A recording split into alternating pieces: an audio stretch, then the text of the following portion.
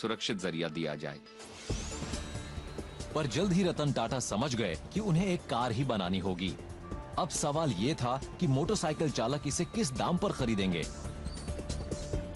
2003 में भारत में सबसे सस्ती कार का दाम भी करीब 2 लाख रुपए था, यानी किसी मोटरसाइकिल से तकरीबन 3 गुना ज्यादा। और वो थी ये कार, मारुति सुजुकी 800। रतन टाटा चाहते थे कि उनकी कार ज्यादा आधुनिक दिखे, लेकिन उसका दाम मोटरसाइकिल के दाम के आसपास ही हो। फाइनेंशियल टाइम्स के एक संवाददाता ने मुझसे इंटरव्यू में पूछा कि इस कार का दाम कितना होगा, तो मैंने कहा करीब 1 लाख रुपए, और वो बस एकदम से हेडलाइन बन गई। अब मेरे सामने 2 रास्ते थे, या तो मैं अपनी बात से मुकर जाऊं या फिर मैं इसे एक चुनौती के रूप में स्वीकार करूं। तो हमने दूसरा विकल्प चुना। 2100 US डॉलर्स, 1900 यूरोस और 1300 पाउंड्स, ये सब बराबर होते हैं 1 लाख के। और यही वजह थी कि कोई सोच भी नहीं सकता था कि 1 लाख रुपए में कार दे पाना मुमकिन होगा। सुजुकी मोटर्स के चेयरमैन तो खास तौर पर इस बात पर यकीन नहीं कर सकते थे। मिस्टर सुजुकी ने इस बारे में कुछ रूड कमेंट्स किए। उन्होंने कहा ये मुमकिन नहीं है। उन्होंने तो इस आइडिया का मजाक उड़ाया। चुनौतियां बहुत बड़ी थीं, पर रतन टाटा की हिम्मत भी उतनी ही बुलंद थी। कॉलेज की पढ़ाई पूरी करने के बाद परिवार के मुखिया और टाटा मोटर्स के संस्थापक JRD टाटा की सलाह पर रतन टाटा भारत लौट आए। वो धीरे धीरे आगे बढ़ने लगे। पहले वो टाटा स्टील में एक फर्नेस चलाते थे और फिर वो पूरे टाटा ग्रुप को ही चलाने लगे। ये एक अंतर्राष्ट्रीय व्यापारिक समूह है जिसकी वैल्यू है तकरीबन 100 अरब डॉलर्स। भारत में टाटा ग्रुप हर कहीं नजर आता है। टाटा होटल्स, मॉल्स, कम्युनिकेशंस और सबसे ऊपर टाटा मोटर्स। ये भारत के 3 चोटी के कार निर्माताओं में से एक हैं। ट्रक्स और बसेस बनाने में ये एक वर्ल्ड लीडर हैं और अब तो ये British luxury brands land rover और जैगुआर के मालिक भी हैं। लेकिन भारत के सबसे ताकतवर CEO के लिए भी इस कार के सपने को साकार करना एक बहुत बड़ा चैलेंज साबित होने वाला था। अपने सपने को सच करने के लिए रतन टाटा ने अपनी उम्मीदें गुजरात में सानंद नाम के शहर के नजदीक इसी मकसद से बनाई गई एक मेगा फैक्ट्री पर लगा रखी हैं। 450 हेक्टेयर के विशाल कॉम्प्लेक्स में बड़ी बड़ी वर्कशॉप्स, सड़कों और स्काई ब्रिजेस के जरिए आपस में जुड़ी हुई हैं। यहां काम करने वाले 2300 लोग इस जगह पर ज्यादातर बसों से या फिर अपनी भरोसेमंद मोटरसाइकिल से आते हैं। इस फैक्ट्री में 5 मेन सेक्शंस हैं। इंजन और ट्रांसमिशन की असेंबली पावर ट्रेन बिल्डिंग में होती है। शीट मेटल को प्रेस शॉप में पैनल्स में ढाला जाता है। वेल्ड शॉप पैनल्स को बॉडी की शक्ल देती है, जो एक स्काई ब्रिज के जरिए पेंट शॉप में पहुंचा दी जाती हैं। सभी पार्ट्स को ट्रिम, चैसी एंड फिनिश यानी TCF शॉप में जोड़ दिया जाता है। अपनी पूरी क्षमता से काम करने पर यह फैक्ट्री एक साल में 3,50,000 नैनोज का उत्पादन कर सकती है। यहाँ state of the art automation के साथ साथ 130 से भी ज्यादा रोबोट्स हैं, यानी बिल्कुल जापान के अंदाज में। लेकिन इन मशीनों को चलाने के लिए टाटा ग्रुप को गांव वालों की वर्कफोर्स को ट्रेन भी करना होगा। ये उन कई चैलेंजेस में से सिर्फ एक है जिनका इस टीम को सामना करना होगा। ये लोग कार को डिकंस्ट्रक्ट करके इसे दोबारा जोड़ने वाले थे, कम पुर्जों के साथ और आधी लागत में। इन्हें हर चीज की लागत घटानी थी, डिजाइन से लेकर प्रोडक्शन तक। पर फिर भी ये एक ऐसी कार होनी चाहिए थी जिसे लोग पसंद करते। ये एक बड़ी चुनौती थी। सुरक्षा, खूबसूरती, ईंधन की कम खपत और हैंडलिंग, इन सभी की खासी अहमियत थी। लेकिन अगर इन तमाम खूबियों को पाने के चक्कर में वो बजट से आगे निकल जाते तो नैनो दुनिया की सबसे सस्ती कार होने का अपना आकर्षण गंवा देती। इसमें कोई हैरानी नहीं कि डिजाइन टीम थोड़ी नर्वस थी। टीम 2003 में मिस्टर टाटा के साथ मीटिंग करके वापस आई और शुरू में वो खासी कंफ्यूज्ड थी। इस बात को लेकर काफी शक शुबा था कि हम इस लक्ष्य को हासिल कर पाएंगे या नहीं। ये वाकई एक चुनौती थी क्योंकि इतने कम दाम में कार हमने नहीं सुनी थी। ये काम इतना चैलेंजिंग था कि मैंने कहा हो सकता है हम ये काम कर लें, पर ये मेरी जिंदगी का सबसे मुश्किल प्रोजेक्ट होगा। अगर टीम इस कोशिश में कामयाब हो जाती तो वो एक इतिहास रच देती। नैनो को एक पीपल्स कार होना था, मॉडल टी फोर्ड का भारतीय जवाब। जब हेनरी फोर्ड ने मॉडल टी इंट्रोड्यूस किया था तो $850 के दाम ने इसे लाखों अमरीकियों की पहुंच में ला दिया था। आज के हिसाब से ये कीमत होती है $21,000। फोक्सवैगन जर्मनी की पीपल्स कार थी और आज के हिसाब से इसका दाम था तकरीबन $11,000। लेकिन नैनो को तो इसके सिर्फ 1/4 दाम पर ही आना था। कल्पना, इसमें 20,000 लोग काम करते हैं, लेकिन इनमें से शायद ही किसी को पता था कि इंजीनियरिंग रिसर्च सेंटर में क्या कुछ हो रहा है। X3 के कोड नेम वाला ये प्रोजेक्ट इतना पोशीदा था कि एक खास ग्रुप ही इसकी मौजूदगी के बारे में जानता था। जब शुरुआती झटके का असर थोड़ा कम हुआ तो इन लोगों के दिमाग में नए नए आइडियाज आने लगे। टीम ने शुरू में कई सारे कॉन्सेप्ट्स पर काम किया कि इस कार को कैसे बनाया जाए। क्या इस कार में दरवाजे होने चाहिए? क्या इस कार को प्लास्टिक से बनाया जाए? हमारे दिमाग में कई अजीब अजीब आइडियाज आए, जैसे कि हमें कॉम्पोजिट मटेरियल वगैरह यूज करना चाहिए या फिर कागज वगैरह, यू नो। इसमें 3 पहिए होने चाहिए या फिर 4? इंजन आगे होना चाहिए या पीछे होना चाहिए? इन लोगों के कुछ आइडियाज मिस्टर रतन टाटा के गले नहीं उतरे, जैसे कि दरवाजों के बजाय बार्स का इस्तेमाल ताकि लोग बाहर न गिर जाएं। ये आइडियाज बहुत ही बेकार थे। ऐसे लगते थे जैसे किसी ने शरीर में से आंखें ही निकाल ली हों और उनकी जगह खाली सॉकेट रह गए हों। इससे मुझे ये लगा कि कोई कस्टमर आधी कार तो बिल्कुल नहीं चाहेगा। रतन टाटा इस बात पर अड़े हुए थे कि नैनो में 4 दरवाजे होने ही चाहिए। 2 दरवाजे होने से भी लागत काफी घट जाती। पश्चिमी देशों में तो ऐसा ठीक रहता, जहां एक पैसेंजर वाले व्हीकल्स एक आम सी बात है। पर ये भारत है, जहां मोटरसाइकिल पर भी 4 लोग सवारी करते हैं, तो वो कार में भी कम से कम इतने लोगों को बिठाने की उम्मीद तो करते ही। साड़ी पहने महिलाओं का 2 दरवाजे वाली कार में बैठना कभी भी एक सही विकल्प नहीं हो सकता था। 4 दरवाजों वाली कार बनाना महंगा सौदा क्यों है? इसका एक कारण यह है कि एक दरवाजा बनाने के लिए 3 प्रोडक्शन लाइंस चाहिए और इस काम की शुरुआत होती है प्रेस शॉप में, जहां रॉ स्टील को पैनल्स में शेप किया जाता है। एक दरवाजा बनाने के लिए 5 कास्ट आयरन डाइस की जरूरत पड़ती है। इनमें से हर एक का वजन एक हाथी से भी ज्यादा होता है। हाई स्पीड टैंडम प्रेस एक बार में ही पैनल्स के 2 सेट्स बना सकती है।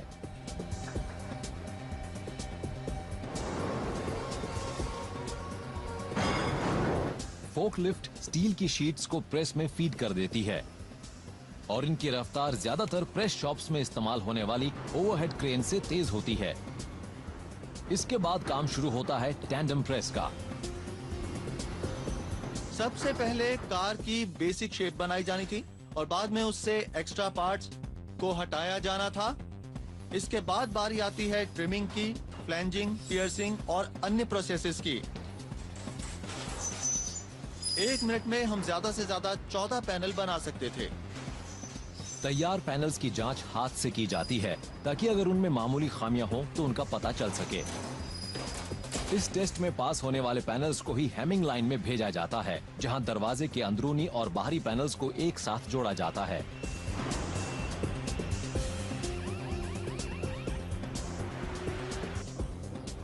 ये काम 2 रोबोट्स करते हैं और इन्हें फीड करने का काम करते हैं इंसान।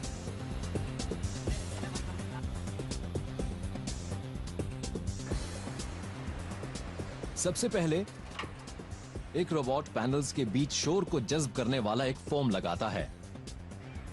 ये उन्हें एक साथ दबा देता है और उसके बाद पैनल्स को फोल्ड या हेम कर देता है।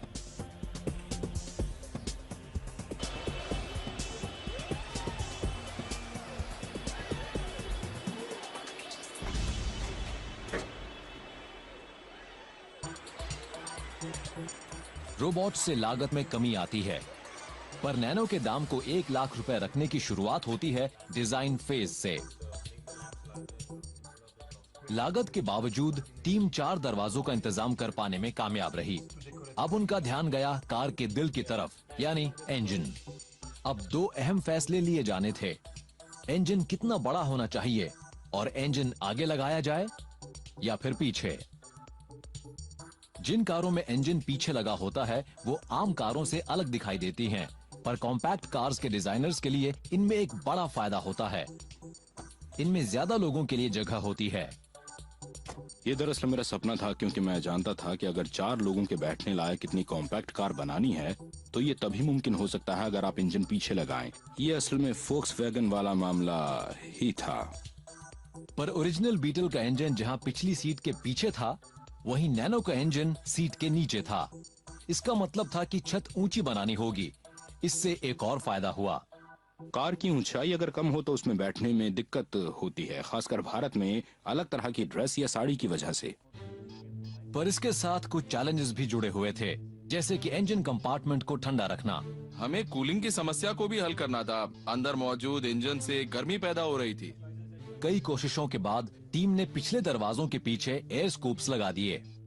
इसमें इंजन क्योंकि पीछे है तो इन होल्स के जरिए हवा आने से कूलिंग बढ़िया रहेगी। बिल्कुल सही, और ये क्वार्टर भी काफी बढ़िया है। ये साफ सुथरी, स्पॉटी और बढ़िया होनी चाहिए। इंजन को डिजाइन करना ही टाटा ग्रुप के जाने माने इंजन डिजाइनर नरेंद्र जैन के लिए एक बड़ी चुनौती थी। लागत कम रखने के लिए सिर्फ 2 सिलेंडर रखने का ही फैसला किया। जहाँ तक मुझे याद पड़ता है 2 सिलेंडर इंजन्स को लगाना 1970 के दशक में ही बंद कर दिया गया था।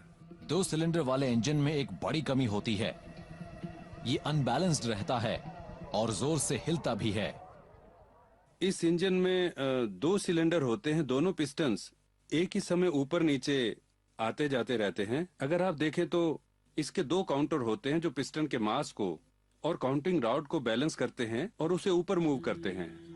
ऊपर नीचे हो रहे पिस्टन्स के वजन को क्रैंक शाफ्ट से लगे वजन से बैलेंस किया जाता है। जब पिस्टन ऊपर जाते हैं तो क्रैंक शाफ्ट का वजन नीचे आ जाता है, जिससे वर्टिकल मूवमेंट को बैलेंस कर लिया जाता है। लेकिन क्रैंक शाफ्ट के वेट सिर्फ ऊपर नीचे ही नहीं आते जाते, वो घूमते भी हैं। इसका मतलब यह है कि क्रैंक शाफ्ट भी अब अपनी हॉरिजॉन्टल शेकिंग पैदा करने लगती है। इसका सामना करने के लिए नरेंद्र जैन ने एक अकेली बैलेंस शाफ्ट डिजाइन की। ये वेटेड शाफ्ट क्रैंक शाफ्ट से उल्टी दिशा में घूमती है, जिससे ज्यादा हॉरिजॉन्टल शेक खत्म हो जाता है। 2 शाफ्ट्स के बजाय इस शेकिंग को एक शाफ्ट से ही बैलेंस करने का मतलब था लागत में और कमी। लेकिन क्या इससे कार को ताकत मिल पाती? ये पता लगाने के लिए उन्होंने इसे एक फ्रेम पर लगाया, जिसे तकनीकी भाषा में म्यूल कहते हैं। म्यूल दरअसल एक बहुत ही शुरुआती स्यूडो प्रोटोटाइप होता है। इससे ये जानने की कोशिश की जाती है कि ये महसूस कैसा होता है। इससे आपको आइडिया हो जाता है कि ड्राइव करने पर कार कैसी फील होती है जब आप इसे टर्न करते हैं, जब आप इंजन को पुश करते हैं। प्रोजेक्ट X3 पर 2 साल तक काम करने के बाद नतीजा म्यूल की शक्ल में सामने आया। मिस्टर टाटा को इसे दिखाने वाला पल बेहद अहम था। मैंने म्यूल्स को कई बार चला कर देखा। पहली कोशिश तो निराशाजनक थी। म्यूल में ताकत बेहद कम थी। तो उन्होंने इसे ड्राइव किया लेकिन बहुत इम्प्रेस नहीं हुए। हम लोग वहीं थे, हम टेस्ट ट्रैक पर उनका रिएक्शन सुनने के लिए खड़े हुए थे, लेकिन उनके साथ जो लोग कार में थे उनका कहना था कि वो इसे चलाकर कोई खास थ्रिल्ड नहीं थे। अब वक्त था एक नई सोच वाले शख्स को लाने का। ये थे गिरीश वाघ। उन्होंने हाल ही में एस नाम के एक लाइट ट्रक को कामयाबी से डेवलप किया था।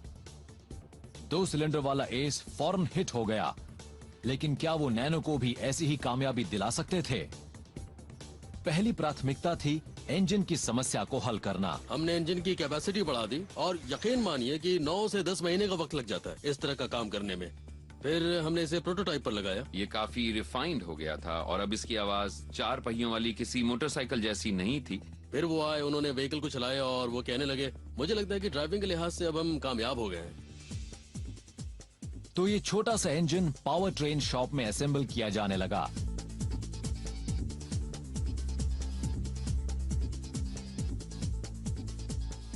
पुरुष, महिलाएं और मशीनें एक साथ काम करते हुए क्रैंकशाफ्ट से लेकर इंजन ब्लॉक तक बनाने लगे। 35 हॉर्स पावर के इंजन की फाइनल असेंबली हाथ से ही की जाती है।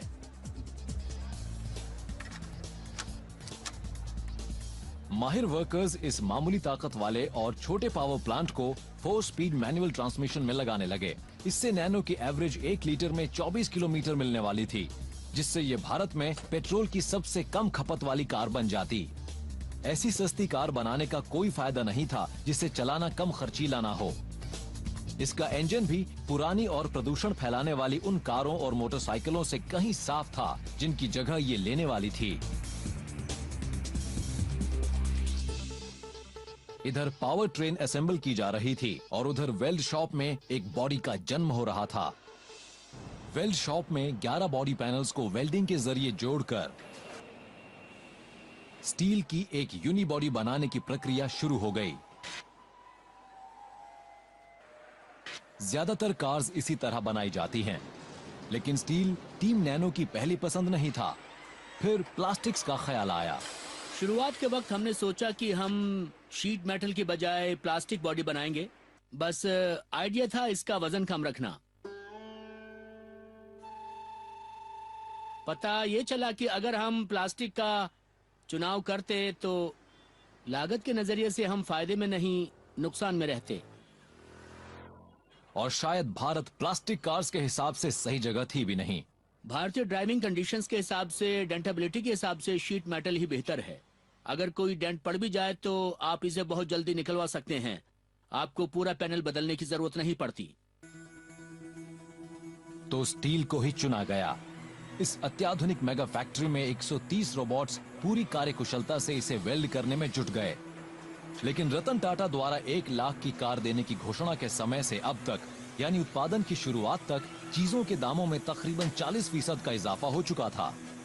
मेरे मन में सबसे बड़ा डर ये था कि क्योंकि हमने कन्वेंशनल प्रोसेस को इस्तेमाल करने की सोची थी, तो जो दाम हम सोच रहे थे उस पर कार देना मुश्किल हो सकता था।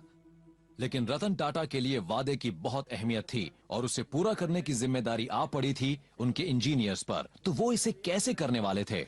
जहाँ तक मेरा तजुर्बा था, ये काम आसान बिल्कुल भी नहीं था। हमें कार के हर हिस्से पर काम करना था और ये देखना था कि हम इस हिस्से की लागत कैसे घटा सकते हैं या कुछ हिस्सों को कैसे हटा सकते हैं, फंक्शनैलिटीज को कैसे कंबाइन कर सकते हैं ताकि पार्ट्स की तादाद कम हो जाए। उन्होंने इस मिनिमलिस्ट अप्रोच को नाम दिया गांधीयन इंजीनियरिंग। उन्होंने हर चीज पर सवाल उठाया। ये एक फ्यूल पंप यूनिट है। इसे फ्यूल टैंक में लगाया जाता है। इसमें 5 बुनियादी कंपोनेंट्स होते हैं। एक है फ्यूल पंप, एक है pressure regulator, roll over valve, एक फ्यूल लेवल सेंसर, और ये है वो फ्लैंज जो हर चीज को होल्ड करके उसे फ्यूल टैंक पर लगाती है। इस पूरी यूनिट का दाम घटाने के लिए उन्होंने सप्लायर से हर पुर्जे की लागत घटाने के लिए कहा। उन्होंने एक मोटर बाइक का पंप लगाने की बात कही, क्योंकि हमारा इंजन बहुत ही छोटा है। 2 सिलेंडर 6 से 24 सीसी इंजन, यानी इतनी कैपेसिटी काफी थी।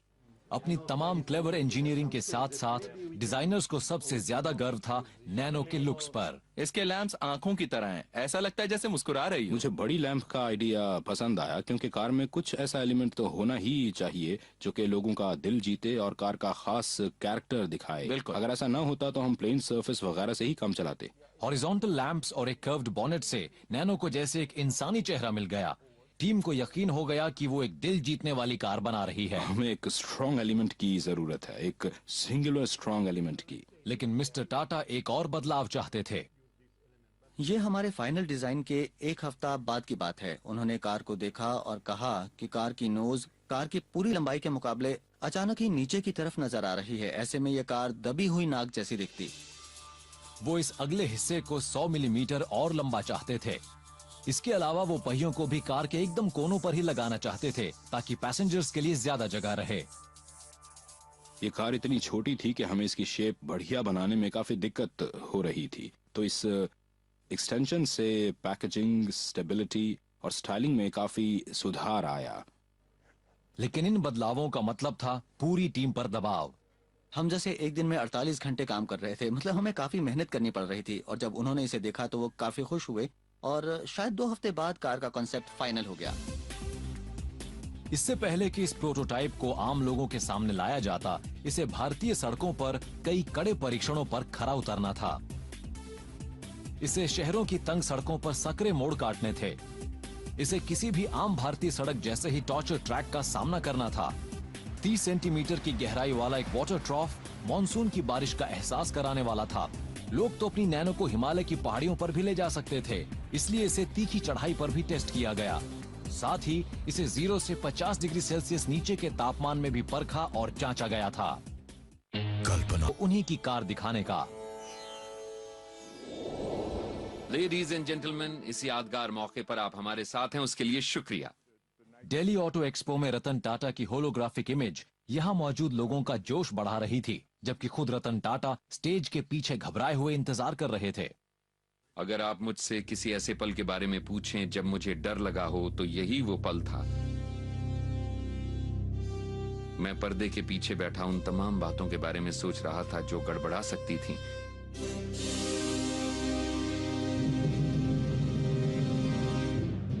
फिर जब मैं एक अंधेरे हॉल में से एक कार को चलाकर बाहर लाया तो वहां बहुत सारे लोग इकट्ठा थे और वो तालियां बजा रहे थे। मैं थोड़ा सा हैरान हो गया।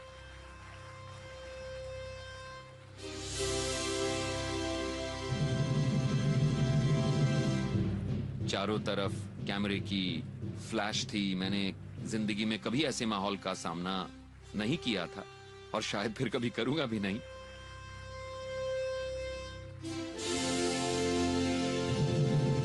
अब रतन टाटा को चिंता करने की जरूरत नहीं थी, उनकी नैनो हिट हो गई थी।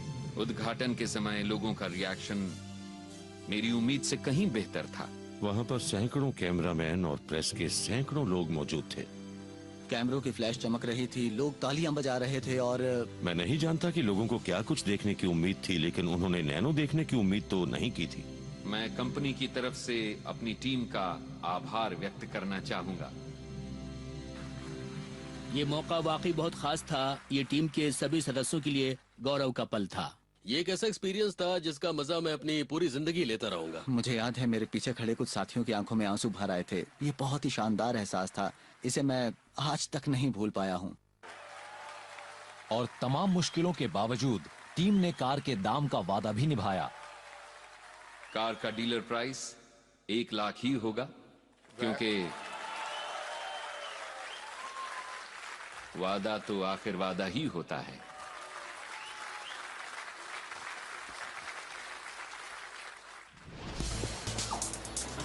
इधर फैक्ट्री में अब वक्त था प्रोडक्शन लाइन की रफ्तार को बढ़ाने का। पहला चरण था पेंटिंग। वेल्ड शॉप से पेंट शॉप तक का छोटा सा रास्ता एक स्काई ब्रिज के जरिए तय किया जाता था। इंडस्ट्री कार के बिना पेंट हुए किसी फ्रेम को बॉडी इन व्हाइट या BIW कहती है। इसके दरवाजों और बॉनेट को खोल दिया जाता है ताकि पेंट हर कहीं पहुंच सके।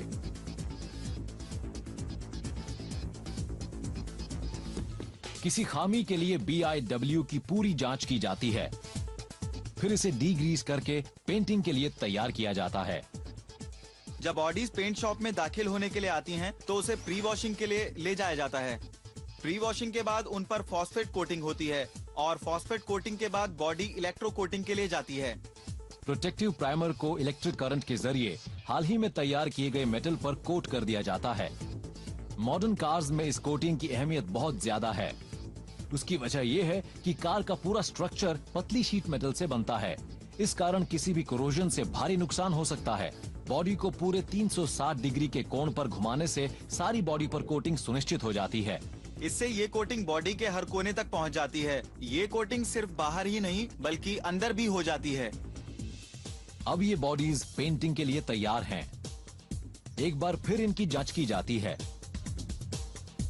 बॉडी के अंदरूनी हिस्सों पर ट्रेन टेक्नीशियंस पेंट करते हैं, जबकि बाहरी हिस्से पर प्रोग्राम्ड रोबोट्स पेंट करते हैं।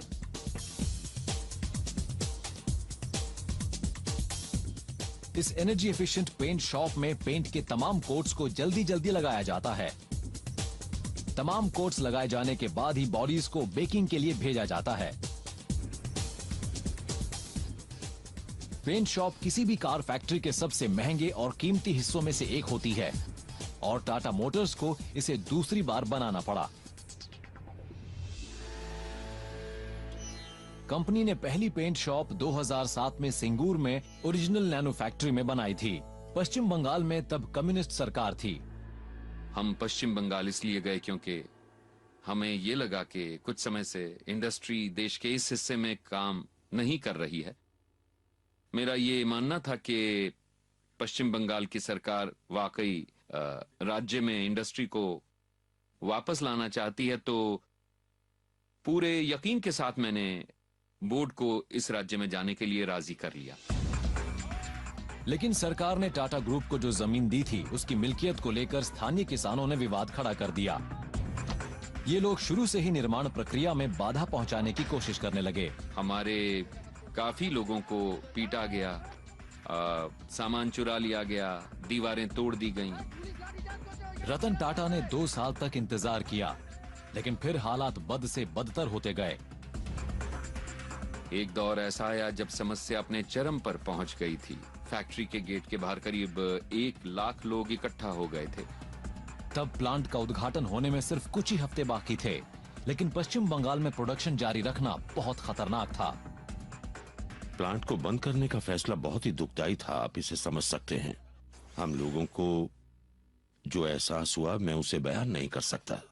टाटा ग्रुप के लिए ये फैसला लेना बेहद तकलीफ दे रहा, लेकिन उन्हें इस पूरे प्लांट को अब भारत के दूसरे छोर पर मौजूद बेहतर माहौल वाले राज्य गुजरात में ले जाना था, जो तकरीबन 2200 किलोमीटर की दूरी पर था। एक प्रोजेक्ट जो पहले ही मुश्किल साबित हो रहा था, अचानक उसकी तादाद 1 से 3 हो गई। एक तो प्रोजेक्ट था सिंगूर से सब कुछ हटाना, दूसरा प्रोजेक्ट था प्लांट को फिर से साणंद में लगाना, और तीसरा प्रोजेक्ट था कुछ कारों की प्रोडक्शन के लिए कोई काम चलाऊ इंतजाम करना। नैनो के पहले ही 2 लाख ऑर्डर आ चुके थे, लिहाजा कुछ नैनोज को टाटा की एक और फैक्ट्री में बनाया जाना था। इस बीच फैक्ट्री हेड रमेश विश्वकर्मा को $30 करोड़ लागत की इस नई फैक्ट्री को यहां से हटाना था, और वो भी बहुत तेजी से। मेरे प्रोजेक्ट हेड मिस्टर गिरीश वाघ ने मुझसे पूछा, रमेश जी क्या आप ये 1 साल में कर सकते हैं? तो मैं उस रात बस सोचता रहा कि क्या करूं, कैसे करूं। सवाल वाकई बहुत बड़ा था। रोबोट्स काम के लिए तैयार थे, टेस्ट प्रोडक्शन शुरू हो चुका था, लेकिन उन्हें इस फैक्ट्री को बंद करके इसे फिर से कायम करना था। ये दुनिया का शायद अब तक का सबसे बड़ा रिलोकेशन होता, और जैसे इतना ही काफी नहीं था, ये प्रोजेक्ट अब बहुत ही खतरनाक ढंग से अपने शेड्यूल से पिछड़ गया था। हम थोड़े चिंतित थे क्योंकि ये काम बहुत बड़ा था। हमें सब कुछ हटाना था, शिफ्ट करना था, इंस्टॉल और रिकमीशन करना था, और हमारे पास कुल समय था सिर्फ 1 साल। रमेश विश्वकर्मा को इस फैक्ट्री के सारे सामान को ढोने के लिए 3400 ट्रक की जरूरत पड़ी, और ये ढुलाई भारत की खस्ता हाल सड़कों पर से की जानी थी। एक भी सड़क हादसे से पूरा प्रोजेक्ट पटरी से उतर सकता था। कुछ बहुत बड़े बड़े प्लांट्स शिफ्ट किए जाने थे, लेकिन हमने ये काम पूरी कामयाबी से किया। हमारे न तो कोई पुर्जे खोए, न कोई नुकसान हुआ, जबकि हमने इस सामान को 2250 किलोमीटर की दूरी तय करके सिंगूर से साणंद पहुंचाया, पर क्वालिटी कायम रखी। अब रमेश विश्वकर्मा के सामने एक नई समस्या थी। गुजरात के इस ग्रामीण इलाके में फैक्ट्री में काम करने के लिए गिने चुने माहिर वर्कर ही थे। अब उन्हें सैकड़ों ग्रामीणों को फैक्ट्री में खास तौर पर बनाए गए ट्रेनिंग सेंटर में ट्रेन करना था। यहां दाखिल होने वाले ट्रेनीज की न्यूनतम उम्र थी 18 साल। यहां उन्हें बेसिक स्किल्स सिखाने थे, जैसे कि पेंटिंग टेक्निक। इन्हें प्रैक्टिस करने की इजाजत से पहले पानी के साथ सही मूवमेंट सीखना था। इन्हें किसी भी एंगल पर बोल्ट्स को टाइट करना सीखना था। इन्हें सही क्रम में पुर्जों को उठाने और रखने की ट्रेनिंग भी लेनी थी। इसके बाद ही ये लोग एक मिनी प्रोडक्शन लाइन पर नैनो के असेंबलिंग के योग्य बन सकते थे। आध्यात्मिकता से भरपूर इस इलाके में ये लोग तब तक एक बेहतर कार नहीं बना सकते थे जब तक ये खुद एक बेहतर इंसान ना बन जाते। इन्हें रोजाना जिम्मेदारी और नैतिक व्यवहार के सिलसिले में लेसन्स दिए गए। उम्मीद थी कि 5 साल के अंदर ये ट्रेनीज बेहतरीन वर्कर्स बन जाएंगे। इन लोगों ने अभी हाल ही में 2 बड़ी बाधाओं को पार किया था, लेकिन इनका सामना एक और बाधा से भी होने वाला था। नैनो के शुरुआती मॉडल्स में से कुछ कारों में सड़क पर आग लग गई। ये एक बड़ी बदनामी का सबब बन सकता था। टीम नैनो ने फौरन कदम उठाया और कारों में लगी इस आग की जांच पड़ताल के लिए स्थानीय और अंतर्राष्ट्रीय विशेषज्ञों की एक टीम बनाई। हमने कहा कि इन हादसों पर एक सकारात्मक तरीके से नजर डाली जाए और कारों को और सुरक्षित बनाया जाए। हमने हालात की गहराई से जांच की और उनका विश्लेषण किया। हमने ब्रिटेन से कुछ फॉरेंसिक एक्सपर्ट्स को भी इंडिया बुलाया।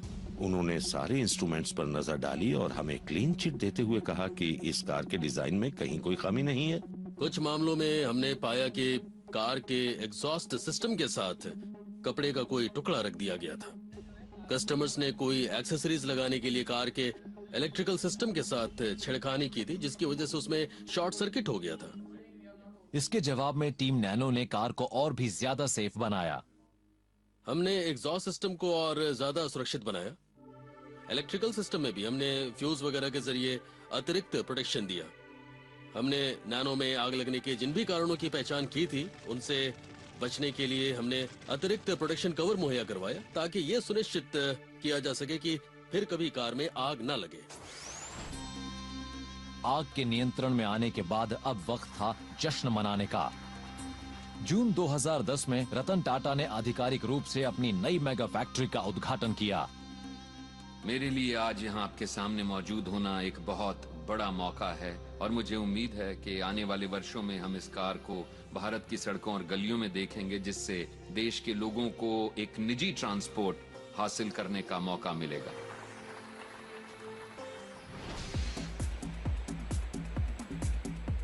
आखिरकार नैनो का प्रोडक्शन पूरी रफ्तार से होने लगा। प्लांट को घाटे से बचाने के लिए लाखों नैनो कार्स बेचने की जरूरत थी और उसके लिए जरूरत थी अति उन्नत ऑटोमेशन टेक्नोलॉजी की। हमारे प्लांट में 70% ऑटोमेशन है। हमारे यहाँ 130 रोबोट्स काम करते हैं। बॉडी शॉप में एक बॉडी को सिर्फ 53 सेकंड में बनाया जा सकता है। इसी तरह पेंट शॉप में हम सिर्फ 58 सेकंड में एक बॉडी को पेंट कर सकते हैं। पेंट शॉप से हर एक मिनट में एक बॉडी रवाना हो जाती है, यानी एक साल में 2,50,000 बॉडीज स्काई ब्रिज के जरिए आखिरी वर्कशॉप तक पहुंच जाएंगी। ट्रिम, चैसी और फिनिश यानी TCF शॉप में तमाम मैकेनिकल पार्ट्स लगाए जाते हैं और फिनिशिंग टच दिए जाते हैं। पेंट की हुई बॉडीज एक मोनोरेल के जरिए यहां पहुंचती हैं। सिर्फ 6 घंटों में ये कार्स अपने पहियों पर चलती हुई इस प्लांट से बाहर निकल जाएंगी। सबसे पहले टेक्नीशियंस कार के नीचे फ्यूल टैंक और वायरिंग हार्नेस लगाते हैं। इसके बाद बारी आती है दरवाजों की, जिन्हें कार की बॉडी के साथ ही पेंट किया गया था। अब उन्हें हटाया जाता है ताकि वर्कर्स आसानी से अंदर पहुंच सकें। बाद में ऑटोमेटेड सिस्टम इन्हें उसी नैनो बॉडी पर लगा देगा जिससे उन्हें उतारा गया था। अब लगाया जा रहा है फ्रंट सस्पेंशन और ये लग गया डैशबोर्ड। अब लग रही हैं सीटें। इसके बाद बारी आती है स्टीयरिंग व्हील की। हालांकि ये सारी चीजें बहुत मामूली लग सकती हैं, लेकिन इस व्हील के पीछे लागत कम करने से जुड़ी एक और कामयाबी छिपी है। कल्पना जा रहा क्योंकि उनकी वजह से किसी हादसे में गंभीर चोटें लग सकती हैं। लेकिन टाटा के सेफ्टी इंजीनियर्स का मानना है कि सुरक्षा की कीमत पर लागत को घटाना ठीक नहीं है। क्या अब हम कह सकते हैं कि हमें कोलैप्सिबल कॉलम की जरूरत नहीं है? इस सुधरे हुए डिजाइन की बदौलत अब हम कोलैप्सिबल स्टीयरिंग कॉलम के बिना ही काम चला सकते हैं। डिजिटल क्रैश टेस्टिंग के जरिए ये लोग झटपट और कम खर्च में नए आइडियाज को आजमा सकते हैं। इन लोगों ने खोजा कि कोलैप्सिबल स्टीयरिंग कॉलम के बजाय किसी टक्कर को झेलने के लिए कार के अगले हिस्से का इस्तेमाल किया जा सकता है। नैनो में हमें लागत घटानी थी, तो हमने सोचा कि किसी कोलैप्सिबल स्टीयरिंग कॉलम की बजाय हम बॉडी के हिस्से को ऐसा बना दें, इसमें उस हिस्से को जोड़ दें कि इससे चेस्ट को हाई रेसिस्टेंस बिल्कुल ना झेलनी पड़े। और जब इन लोगों ने असली नैनो को क्रैश किया तो इनकी खोज की पुष्टि हो गई। ये तरकीब थी इंजन को पीछे की तरफ लगाना। देखिए, इससे कार का अगला हिस्सा एकदम खाली हो गया। अब आगे का पूरा खाली हिस्सा क्रैश के लिए उपलब्ध था। तो इस मामले में इंजन को पीछे लगाना दरअसल सेफ्टी टीम के लिए बड़ा बोनस साबित हुआ। एक और बड़ा बोनस ये था कि पीछे लगने वाले इंजन्स को फैक्ट्री में लगाना बहुत आसान होता है। इन्हें नीचे से फिट किया जा सकता है।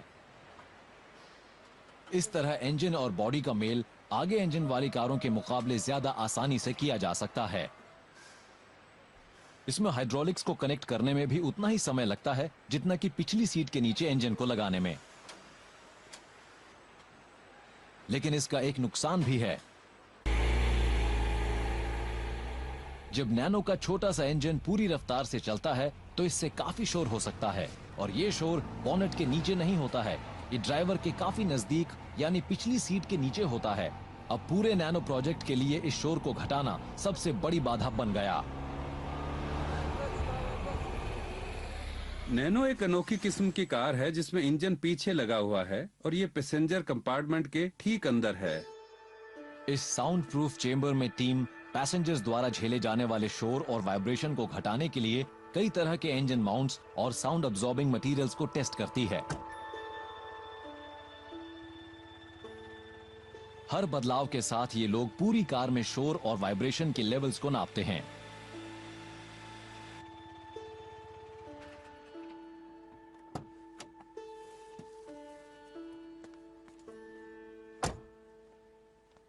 तीन साल की कड़ी मेहनत के बाद हमने सारी समस्याओं को हल कर लिया है। फिलहाल कस्टमर्स इस कार से खुश होंगे।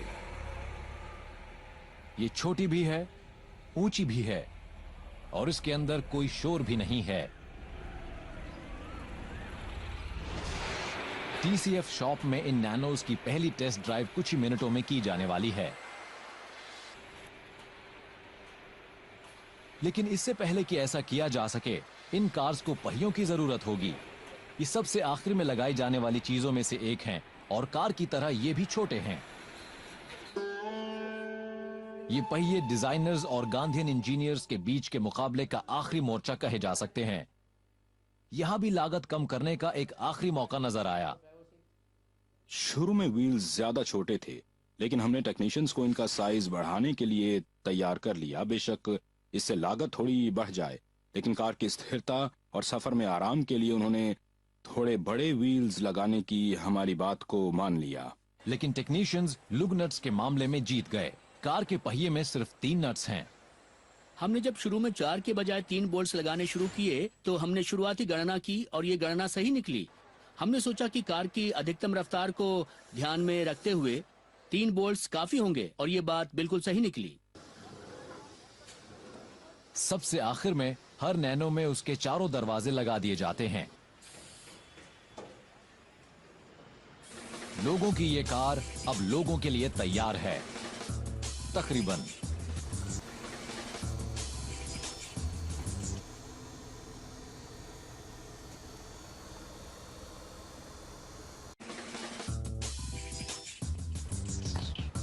बाहर बारिश रुकी हुई है,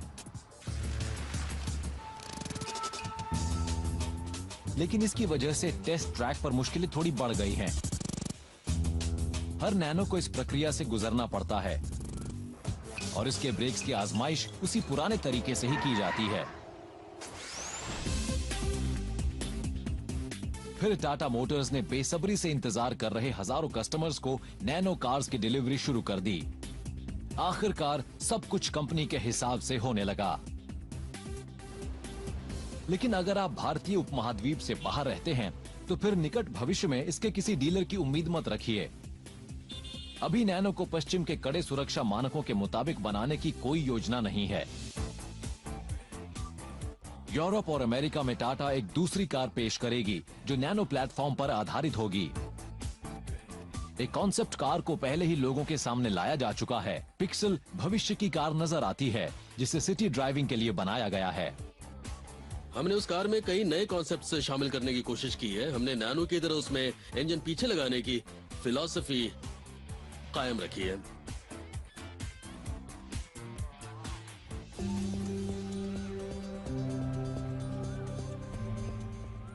नैनो को अभी बाजार में आए थोड़ा ही वक्त हुआ है, लेकिन इस दौरान इसने काफी तारीफें हासिल की हैं।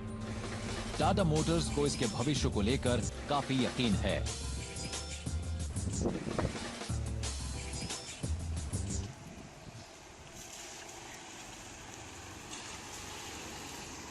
मुझे इस बारे में जरा भी शक नहीं कि एक बहुत बड़ा पल इसका इंतजार कर रहा है, भारत में ही नहीं बल्कि पूरी दुनिया में। ये सफर आसान नहीं रहा है, लेकिन रतन टाटा का सपना धीरे धीरे हकीकत में तब्दील होता जा रहा है।